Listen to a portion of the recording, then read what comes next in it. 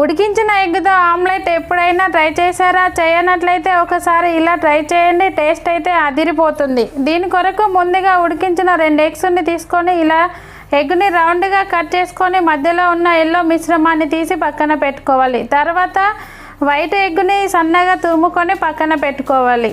మరొక బౌల్ తీసుకొని 2 ఎగ్స్ని కొట్టి వేసుకోవాలి. 1/2 టీ స్పూన్ గరం మసాలా, మిరియాల పౌడర్, కొద్దిగా ధనియాల పౌడర్, అల్లం, సన్నగా తరిగిన ఉల్లిపాయ ముక్కలు, కొత్తిమీర, కరివేపాకు, తురుముకున్న ఎగ్గు మిశ్రమాన్ని వేసుకొని 1/2 టీ స్పూన్ పసుపు, రుచికి సరిపడా ఉప్పు వేసి ఈ మిశ్రమం అంతా బాగా మిక్స్ చేసుకొని పక్కన పెట్టుకోవాలి.